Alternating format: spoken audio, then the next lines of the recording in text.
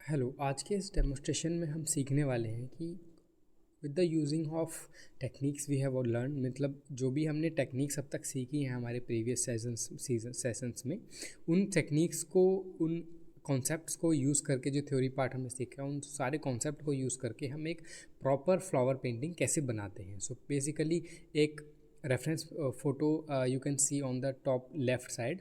सो इस reference image को हम पूरा ड्राइंग क्रिएट करेंगे, एंड जो ड्राइंग रहेगी वो उसी अकॉर्डिंग रहेगी, जिसके अकॉर्डिंग जो भी हमने कॉन्सेप्ट सीखे हैं, जो थ्योरी पार्ट हमने सीखा है, वही सारे कॉन्सेप्ट एंड टेक्निक्स में यूज़ करने वाला हूँ इस फुल डेमोस्ट्रेशन में।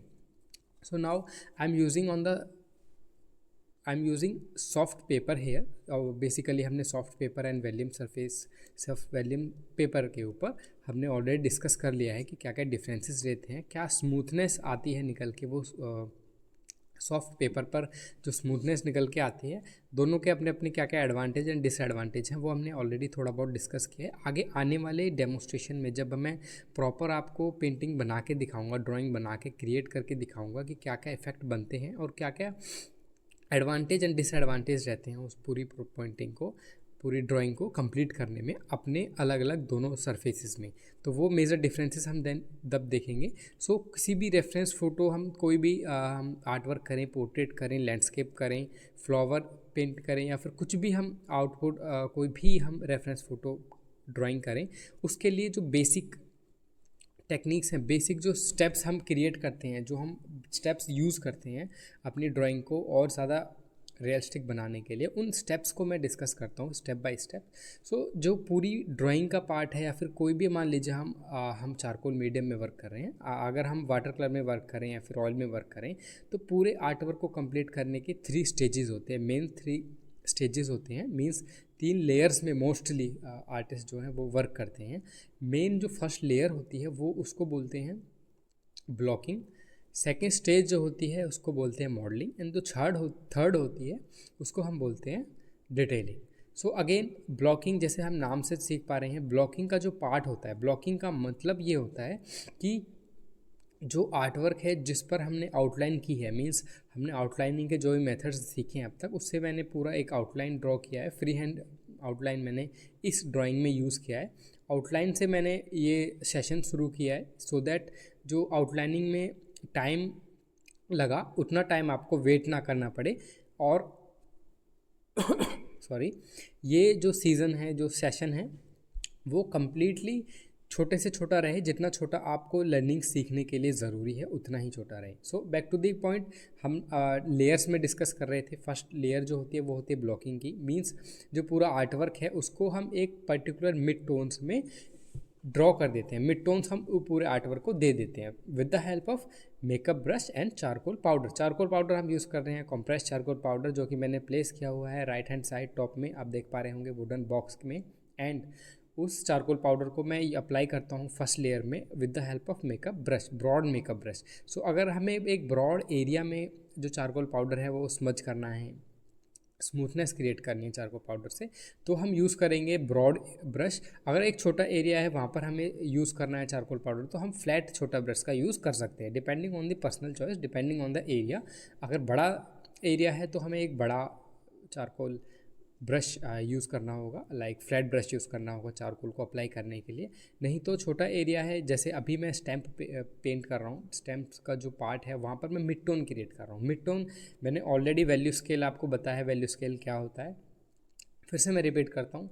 जो कोई भी आर्टवर्क में डार्क लाइटनेस से डार्कनेस तक जो हमने ग्रेडियंट क्रिएट किया था, उस ग्रेडियंट को अगर हम डिवाइड कर दें 9 पार्ट्स में, तो एक वैल्यू स्केल क्रिएट होगा। ये 9 पार्ट हम 7 पार्ट में कर सकते हैं, 5 पार्ट में कर सकते हैं, मेनली हम ऑड नंबर्स में इसको डिवाइड करते हैं सो दैट हमें एक मिड टोन मिल जाए। जैसे 1 से 9 तक मैंने वैल्यू स्केल जो यहाँ पर क्रिएट किया है, आपको रेफरेंस इमेज के बॉटम में आपको विजिबल हो जाएगा स्क्रीन पर।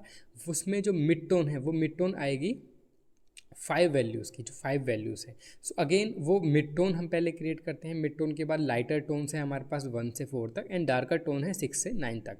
सो अगेन जो कोई भी आर्टवर्क होता है, कोई भी ड्राइंग जब हम क्रिएट कर रहे हैं, तो चारकोल को अप्लाई कर देते हैं हम फर्स्ट लेयर में, जिससे एक मिड टोन्स हमें शीट पर मिल जाती है। नाउ जब हमें लाइटर टोन्स क्रिएट करनी होती है, उन लाइटर टोन्स के लिए हम यूज़ करते हैं कीनेबल इरेज़र का, एंड हमारी जो इरेज़र पेंसिल है, कोहिनूर इरेज़र पेंसिल, उसका हम यूज़ करते हैं। एंड जो डार्कर टोन्स हैं, डार्कर टोन्स को पेंट करने के लिए हम यूज़ करते हैं हमारे चारकोल पाउडर का with the help of flat brush. And जो सबसे ज़्यादा डार्कर वैल्यू हमारे पास है 8 एंड 9 स्केल पे, 9 नंबर की, उन 9 डार्कर वैल्यूज़ को क्रिएट करने के लिए हम यूज़ करते हैं हमारी चारकोल पेंसिल का। Charcoal pencil journals charcoal pencil मैं मोस्टली यूज़ करता हूँ। कैमल भी ब्रांड है, काफ़ी अच्छा ब्रांड है, आप उसे भी यूज़ कर सकते हैं एज अ बिगनर। सो उस चारकोल की जितने भी टोन्स हैं, लाइक वैल्यू स्केल में 1 से 9 तक, उन सारी टोन्स को, उन सारे ग्रेडियंट को हमें अपने ड्राइंग में अप्लाई करना है। उस वे से अप्लाई करना है कि वो सेम ग्रेडियंट क्रिएट हो जैसा हमारी आइज़ देख पा रही हैं हमारे रेफरेंस फ़ोटो में। मीन्स जो एक 3D इमेज मान लीजिए हम देख रहे हैं, उस 3D इमेज को देखते देखते जो हमारी माइंड में इमेज क्रिएट हो रही है, 2D इमेज क्रिएट हो रही है एक प्लेन में, क्योंकि एक 3D ऑब्जेक्ट को जब हम एक एंगल से देखते हैं तो एक 2D इमेज हमारे आइज़ में रिफ्लेक्ट होती है। जब वो आइज़ एंड जब माइंड उसको रीड करता है तो एक 2D शेप्स हमको दिखेंगी। 2D शेप्स में हमारे पास कुछ कर्व्स होंगी, स्ट्रेट लाइंस होंगी एंड वैल्यूज़ होंगी। वैल्यूज़ अलग अलग जगह अलग अलग वैल्यूज़ होंगी। जैसे मान लीजिए अगर एक हाइलाइटेड एरिया है तो वहाँ पर वैल्यू लाइटर वैल्यूज़ होंगी, लाइटर टोन्स वहाँ पर होंगी। एंड कोई डार्कर एरिया, शेडो एरिया, जहाँ पर लाइट नहीं पहुँच पा रही है, तो वहाँ पर जो शेड्स होंगी वो डार्कर टोन्स होंगी। So now again back to the point, back to the drawing. जो फर्स्ट मेरा पार्ट था वो किसी भी आर्ट वर्क को बनाने के लिए, किसी भी ड्राइंग को बनाने के लिए जो फर्स्ट स्टेप होता है वो होता है आउटलाइनिंग का। आउटलाइनिंग के हमने ऑलरेडी मेथड सीख लिए हैं कि क्या क्या मेथड्स होते हैं आउटलाइन क्रिएट करने के।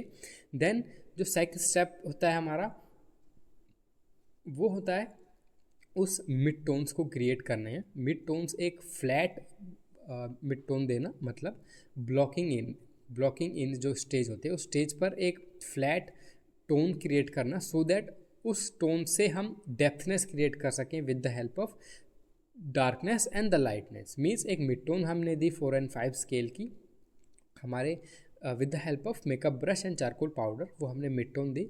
मिड टोन्स को जब हमने चारकोल पाउडर को यूज़ किया, जब हमने चारकोल पाउडर को अप्लाई किया तो हमने अप्लाई किया स्मजिंग मेथड से। स्मजिंग मीन्स हमें जो चारकोल पाउडर लोडेड था हमारे मेकअप ब्रश पे, उस ब्रश को हमने स्मज किया पेपर पर, जो कि पेपर अभी तक प्योर वाइट था। वाइट के बाद एक हल्का सा टोन उसमें ऐड हुआ हमारी सरफेस पर, जो भी हमारी आउटलाइन है उसके ऊपर। एंड देन जो नेक्स्ट स्टेप है, वो next step another layer add करने का, उसमें हम यूज़ करते हैं फ्लैट ब्रश का। फ्लैट ब्रश आप यूज़ कर सकते हैं, अदरवाइज़ आप फिल्बर्ड ब्रश भी यूज़ कर सकते हैं, depending on the personal choice. यहाँ पर आर्टिस्ट की पर्सनल चॉइस आती है कि उनको कौन सा ज़्यादा अच्छा लगता है। मोस्टली मुझे पर्सनली फ्लैट ब्रशेज़ ज़्यादा अच्छे लगते हैं, क्योंकि जो फ्लैट ब्रश है किसी एक पर्टिकुलर एंगल से जब हम फ्लैट ब्रश को अप्लाई करते हैं तो एक अच्छी लाइन क्रिएट होती है वहाँ पर। सो नाउ अगेन जो फ्लैट ब्रश है उससे पूरी हम टोन्स को ऐड करेंगे। सो बेसिकली हमारा जो वर्क है, हमारा पर्पस है किसी भी ड्राइंग को क्रिएट करने में, हमारा पर्पस ये है कि जो वैल्यू स्केल है उस वैल्यू स्केल को हम सेम वैल्यूज़ दे पाएँ अपने आर्ट वर्क में। जैसे हमने मिड टोन दी 4-5, देन जो लाइटर टोन्स हैं उन लाइटर टोन्स को हम देंगे 5, 6, 7 एंड जो 3, 4 जो टोन्स हैं उनको हम देंगे with the help of brush, flat brush and charcoal powder. Basically हम चारकोल पाउडर को अप्लाई करेंगे सरफेस पर with the help of flat brush. So उससे मान लीजिए हम स्टेम का पार्ट क्रिएट कर रहे हैं तो फ्लैट ब्रश से हमने स्टेम का पार्ट क्रिएट किया। नाउ जो फ्लावर का पार्ट है, जो लीव्स का पार्ट है, उन लीव्स के पार्ट को हमने जो जैसा ग्रेडियंट, जो कर्वनेस हमको दिख रही है हमारे रेफरेंस फ़ोटो में, सेम हमको अपने पेपर पर क्रिएट करनी है। Now as you can see here around approx 40 to 50% जो आर्ट वर्क है वो हमारा कंप्लीट हो गया है। जो लाइटर टोन्स हैं, मींस जब हमने फर्स्ट लेयर दी है ब्लॉकिंग की, उसका देने के बाद हमें ये बहुत ज़्यादा हेल्पफुल हो जाता है, बहुत ज़्यादा हमारे लिए ये प्लस पॉइंट हो जाता है कि जब हम यूज़ करते हैं इरेज़र पेंसिल को उस एरिया पर, तो वो जो एक्सेस चारकोल उस पर लगा होता है लाइटर एरियाज़ को हाईलाइट करने के लिए काफ़ी ज़्यादा अच्छा हमें रिज़ल्ट मिलता है जब हम इरेज़र पेंसिल को यूज़ करते हैं हमारे आर्ट वर्क में, तो एक डेप्थनेस है आर्ट वर्क में वो निकल के आती है, क्योंकि हाइलाइट्स वहाँ पर क्रिएट हो जाती हैं डार्कनेस और लाइटनेस की। मींस हमने बिट टोन दी, अभी तक जो वैल्यू स्केल में अगर हम देखें तो 3 4 5 6 हमने क्रिएट किया है ब्रश से एंड चारकोल पाउडर से। नाउ जो लाइटर टोन्स हैं जहाँ पर वैल्यू स्केल में 1 और 2 की जो वैल्यूज़ हैं उसको क्रिएट करने के लिए हम यूज़ करते हैं हमारी लाइटर पेंसिल का, मींस इरेज़र पेंसिल का। एंड इरेज़र पेंसिल का यूज़ करने के बाद जो हमारे पास वैल्यू स्केल पे हम अगर हम ध्यान दें तो 1 से 5 या 6 तक जो वैल्यूज़ हैं वो हमारी क्रिएट हो जाती हैं। नाउ जो डार्कर टोन्स हैं हमारी 7 8 9 वो अभी भी क्रिएट नहीं हुई हैं हमारे आर्ट वर्क में। नाउ अब हमें उन वैल्यूज़ को क्रिएट करना है हमारे आर्ट वर्क में। उन वैल्यूज़ को क्रिएट करने के लिए जो मेथड है वो अगेन सेम है। ब्रश को हमें अप्लाई करना है चारकोल पाउडर में, लोड करना है, एंड जो डार्कर एरियाज़ हमको दिख रहे हैं हमारे रेफरेंस फ़ोटो में उस सेम डार्कर एरियाज़ पर उनको ड्रॉ करना है। जिस डायरेक्शन में जो स्टॉक है वो स्टॉक उसी डायरेक्शन में होना चाहिए। फॉर एग्ज़ाम्पल मान लीजिए अगर हम स्टैम्प्स क्रिएट कर रहे हैं तो स्टैम्प्स की जो डायरेक्शन है वो वर्टिकली है तो वो वर्टिकल स्टैम्प्स में स्टॉक्स अप्लाई होनी चाहिए। अगर वो डायरेक्शन हॉरिजॉन्टली है तो उसमें जो स्टॉक अप्लाई होगा वो हॉरिजॉन्टली ही होगा, उसमें हम वर्टिकल नहीं कर सकते। अदरवाइज़ जो हमारा आर्ट वर्क है वो ख़राब हो सकता है, स्मज हो सकता है एकदम, उसका आपकी जो मेहनत है उसके ऊपर पानी फिर सकता है we can say. So again आपको ध्यान यही रखना है कि जैसे जैसे आप आर्ट वर्क क्रिएट करते जाएंगे आपकी जो एरियाज़ है आपको उसका काफ़ी ज़्यादा ध्यान रखना है। चारकोल पाउडर अपने आप में काफ़ी ज़्यादा थोड़ा सा डिफ़िकल्ट होता है हैंडल करने के लिए, जैसे वो स्मज काफ़ी जल्दी हो जाता है। सो आई विल सजेस्ट यू कि आप अगर हैंड से वर्क कर रहे हैं तो आपके हाथ से वो स्मज ना हो सरफेस जहाँ पर आपने ड्रॉ कर दिया है।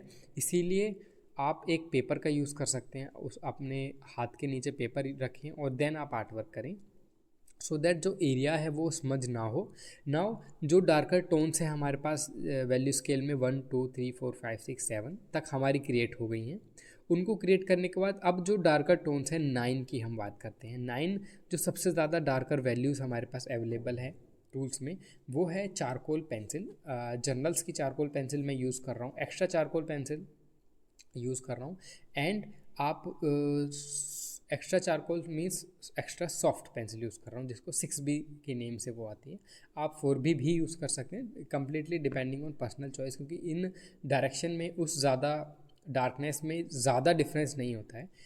ये ज़्यादा डिफरेंस क्रिएट होता है जब हम आर्ट वर्क में, पोर्ट्रेट में, जब डिटेल वर्क में जाते हैं जहाँ पर हमें वैल्यूज़ में काफ़ी ज़्यादा ध्यान रखना होता है। 8 और 9 की बीच में भी काफ़ी सारी वैल्यूज़ क्रिएट हो जाती हैं, तब हमें उन चीज़ का ज़्यादा ध्यान रखना होता है। ऐसे आर्ट वर्क में जिसमें हम फ्लावर क्रिएट कर रहे हैं, लैंडस्केप क्रिएट कर रहे हैं, या फिर हम स्टिल लाइफ क्रिएट कर रहे हैं, तो उसमें आर्ट वर्क में आप एक्स्ट्रा चारकोल, अगर आपके पास एक्स्ट्रा सॉफ्ट नहीं है तो आप सॉफ्ट यूज़ कर सकते हैं। नाउ जो डार्कर टोन्स है, सबसे ज़्यादा जो डार्कर टोन्स मुझे विजिबल हो रही हैं वो स्टैम्प के जो सिरे का पार्ट है जहाँ से फ्लावर शुरू हो रहा है वहाँ पर सबसे ज़्यादा डार्कर वैल्यूज़ मुझे विजिबल हो रही हैं। सो अगेन उस एरिया को ड्रॉ करने के लिए उस एरियाज़ को सेम उसी वैल्यू में, उसी डार्कर वैल्यूज़ में हाईलाइट करने के लिए मैं यूज़ कर रहा हूँ हमारी सॉफ्ट पेंसिल का। सो नाउ जो चारकोल ड्राइंग जब हम करते हैं तो चारकोल ड्राइंग में 80%, 70 to 80 एंड 90, समटाइम्स 90% भी हम ओनली जो पेंटिंग हम ड्रॉ करते हैं, जो ड्राइंग हम ड्रॉ करते हैं वो only charcoal powder and brushes से करते हैं। स्मच करने के लिए, ब्लेंड करने के लिए हम यूज़ करते हैं हमारी ब्लेंडिंग स्टेम का, और हम यूज़ कर सकते हैं हमारे ब्रशेस का ब्लेंड करने के लिए। लेकिन जो रिमेनिंग 10% का पार्ट है वो हम ड्रॉ करते हैं at the stage of modelling. Modelling means detailing के बाद, जो फर्स्ट पार्ट है हमारा ब्लॉकिंग के बाद होता है मॉडलिंग। सो उस मॉडलिंग के पार्ट में हम जब वैल्यूज़ ऑप्ट करते हैं 3 4 5 6 7, इन वैल्यूज़ को ऑप्ट करने के बाद जो डिटेलिंग का पार्ट होता है वो होता है 8 और 9 की वैल्यूज़ को क्रिएट करना। एंड समटाइम्स जब हम इन मिड टोन्स को क्रिएट करते हैं तो इन मिड टोन्स को क्रिएट करने के बाद जो हमारी हाइलाइट्स हैं वैल्यू स्केल पे 1 और 2 की जो वैल्यूज़ हैं वो समटाइम्स ब्लर हो जाती हैं, स्मज हो जाता है उस एरिया। इसीलिए at the end of the painting हम यूज़ करते हैं लाइटर पेंसिल, जो कि है हमारे पास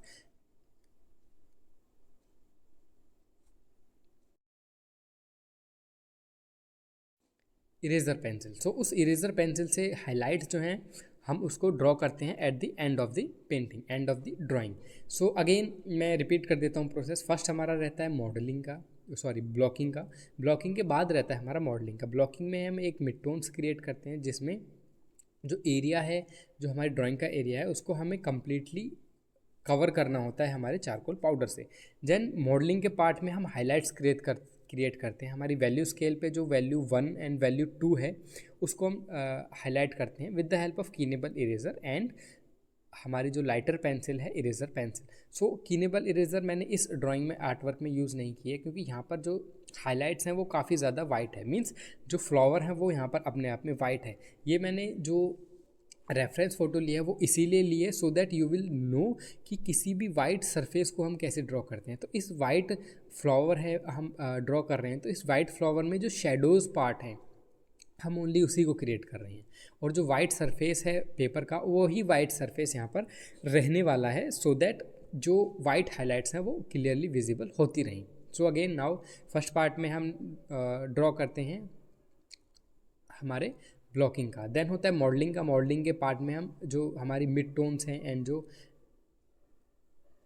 बॉटम में हल्की सी डार्कर टोन्स हैं जैसे 6, 7, 8, इन सब को हम ड्रॉ करते हैं। देन जो लास्ट का पार्ट होता है जिसमें हम डार्कर हाइलाइट्स यूज़ करते हैं, जो हमारे पास डार्कर पेंसिल है हम उसका यूज़ करते हैं। उस टाइम पे उसका यूज़ करते हैं हम उसको, फिर हम जो charcoal pencil, soft charcoal pencil को हम यूज़ करते हैं उस डार्कर एरियाज़ में जहाँ पर प्योर ब्लैक हमको विजिबल हो रहा है। नाउ देन जो डार्कर हाइलाइट्स क्रिएट हुई हैं वो हमने जो पेंसिल से क्रिएट की हैं उनको क्रिएट करने के बाद हमें स्मज करना होता है। स्मज मीन्स जो सरफेस है वो उस पर चारकोल ना रहे, वो चारकोल है वो उन पोर्स के अंदर चला जाए सो दैट जो हमारी ड्राइंग है वो काफ़ी ज़्यादा लॉन्ग लास्टिंग रहे और स्मूथनेस उसमें काफ़ी अच्छी दिखे। इसीलिए हम उसको जो हमारी ड्राइंग है जहाँ पर हमने चारकोल अप्लाई किया उस सरफेस को हम स्मूथ करते हैं, स्मज करते हैं उस सभी चारकोल को सो दैट जो चारकोल अप्लाई है सरफेस पर वो उन पोर्स में फिल हो जाए और जो डिटेल्ड वर्क है वो हमको निकल कर आए, जो डिटेल वर्क है वो हमको दिखने लगे। नाउ अगेन जो स्मजिंग का पार्ट है और जो स्मूथ करने का पार्ट है उसके लिए मैं यूज़ कर रहा हूँ कि मैंने यूज़ किया है paper stump. And now again यहाँ से हमारा जो वर्क है वो शुरू होता है डिटेलिंग का वर्क। डिटेलिंग का वर्क करने के लिए हमें ज़्यादा टूल्स की नीड नहीं है। फर्स्ट हमारे पास पेंसिल होनी चाहिए, डार्कर जो पेंसिल है हम वो यूज़ करते हैं, या फिर हम यूज़ करते हैं हमारे लाइटर पेंसिल जो कि है इरेज़र पेंसिल। सो इन दोनों का ही मेन डिटेल में वर्क रहता है। कंप्लीट डिटेल करने के बाद जो लास्ट प्रोसेस रहता है depending on the personal choice, sometimes artist starting में कर लेते हैं एंड कुछ आर्टिस्ट बाद में करते हैं। सो जो लास्ट प्रोसेस होता है वो होता है बैकग्राउंड क्रिएट करने का। बैकग्राउंड क्रिएट करने के लिए जैसे ये जो रेफरेंस इमेज में हमें दिख रहा है कि एक फ्लावर स्टैम्प रखा हुआ है on the surface, white surface पर वाइट फ्लावर्स का स्टैम्प रखा हुआ है। सो वाइट फ्लावर्स हमने ड्रॉ किए, स्टैम्प ड्रॉ किया। अब जो वाइट सरफेस है, बैकग्राउंड है, वो वाइट है लेकिन जो उसकी रिफ्लेक्शन है वो फ्लावर्स की, वो थोड़ी थोड़ी रिफ्लेक्शन विजिबल हो रही है हमारे सरफेस पर। इसीलिए हम देन उस पर जो लाइटर टोन्स हैं, जो लाइटर सबसे ज़्यादा वैल्यू स्केल में अगर हम देखें तो वैल्यू स्केल में 2 में जो वैल्यू है उसको हम ड्रॉ करते हैं उस सेम सरफेस पर। एंड देन उसी सेम सरफेस पर ड्रॉ करने के बाद हम आगे मूव करते हैं हमारे डिटेल पार्ट पे। डिटेल पार्ट में जो स्टैम्प में जो वाइट रिफ्लेक्शंस क्रिएट हो रही हैं उनको हम क्रिएट करते हैं हमारी इरेज़र पेंसिल से। मींस जो स्टैम्प है, स्टैम्प क्योंकि थोड़ी सी कर्व होता है, जो थोड़ा सा सिलेंड्रिकल स्टैम्प्स होती हैं, सो उसमें जो लाइटर एरिया होगा, जो टॉप का एरिया होगा वो सबसे ज़्यादा लाइटर्स होते हैं। सो वहाँ पर लाइट्स ज़्यादा रहती है जिसकी वजह से जो रिफ्लेक्शन है वो वहाँ पर वाइट हाइलाइट्स क्रिएट होती हैं। एंड जो सरफेस रहती है वो थोड़ी टेक्सचर्ड सरफेस रहती है, थोड़ी रफ सरफेस रहती है स्टैम्प्स की। इसीलिए हम उस टेक्सचर को क्रिएट करेंगे उसी लाइटर वैल्यूज़ जो हमको विजिबल होंगी, जो हाइलाइट्स वाइट विजिबल हो रहे हैं उनको हम क्रिएट करेंगे with the help of eraser pencil. So again I will, अब पूरे प्रोसेस में हमारा जो आर्ट वर्क है वो यहाँ पर फिनिश होता है। अगेन कोई भी आपको एडजस्टमेंट लगती है तो आप इस स्टेज पर आके कर सकते हैं, depending on your personal choice and the आपकी आइज़ कैसे उसको नोटिस कर पा रही हैं, ऑब्जर्व कर पा रही हैं आपकी आइज़ उस पर्टिकुलर रेफरेंस को। सो वो डिपेंडिंग ऑन कि वो आपके पर्सनल चॉइस पर डिपेंड करेगा, पर्सनल प्रेफरेंस पर डिपेंड करेगा आर्टिस्ट की। So now at the end of the painting मैं यही कहूँगा कि जो भी हमने लर्निंग्स अब तक सीखी हैं थ्योरी पार्ट में, जो हमने अलग अलग सिलेक्शन ऑफ पेजेस देखा कि अलग अलग सरफेस में कौन कौन सा सिलेक्शन हम यूज़ करते हैं हमारी आर्टवर्क के लिए, smooth surface and volume surface, दोनों के अपने अपने एडवांटेज एंड डिसएडवांटेज हैं कंट्रास्ट क्रिएट करने में, ग्रेडियंट क्रिएट करने में। एंड देन जो हमने मेथड सीखे, hatching, cross hatching, smudging, stippling, scribbling, so ये सभी मेथड हमने पेंसिल से किए। अगेन उन पेंसिल की जगह हम ब्रश का भी यूज़ कर सकते हैं एंड इरेज़र पेंसिल से भी हम ये सब चीज़ें, ये सब जो टेक्निक्स हैं जो हमने अभी डिस्कस की, उसको हम कर सकते हैं, क्रिएट कर सकते हैं। हम जब इरेज़र पेंसिल से अगर उस सभी टोन्स को अगर हम क्रिएट करें तो हमें एक स्मूथनेस चाहिए, एक हमें हमारे जो आर्टवर्क है उस सरफेस के ऊपर हमें वो इतना टेक्सचर चाहिए, इतना चारकोल चाहिए कि हम उसे इरेज करके उस हैचिंग और क्रॉस हैचिंग को क्रिएट कर सकें। सो ये था हमारा आज का lecture, how to make realistic flower painting, flower drawing. और जो भी हमने टेक्निक्स यूज़ की, आई विल सजेस्ट यू कि आप पर्सनली अपने आर्टवर्क में उसको अप्लाई करके देखें, और जितना ज़्यादा आप प्रैक्टिस करेंगे उतना ही ज़्यादा आप अच्छा सीख पाएंगे, इम्प्लीमेंट कर पाएंगे। और जो भी हमने टेक्निक्स सीखी हैं, जो भी कंसेप्ट सीखे हैं, वो आप उसको प्रैक्टिकली ऑब्जर्व करके अपनी लाइफ में उसको अपने प्रैक्टिस में अप्लाई करिए, और अप्लाई करने के बाद आप काफ़ी और ज़्यादा अच्छा सीख पाएंगे कि आपको पर्सनली कैसे यूज़ करना है, और कौन कौन से आगे जो भी आने वाले जो लेक्चर्स हैं उनमें मैं डेफिनेटली आपसे डिस्कस करूँगा, एक पूरी एक्सप्लेनेशन दूंगा कि landscape, seascape, portrait, still life कैसे कैसे हम क्रिएट करते हैं। अगेन जो हमने सेम टेक्निक्स सीखी हैं अब तक हमारे आर्टवर्क में, वही सेम टेक्निक्स हमें यूज़ करनी है हमारे आने वाले लेक्चर में, या फिर आने वाले जितने भी हम पोर्ट्रेट या फिर अपने जो प्रैक्टिस में इवेंट, तो सेम टेक्निक्स ही यूज़ होने वाली हैं हमारे लेक्चर्स में।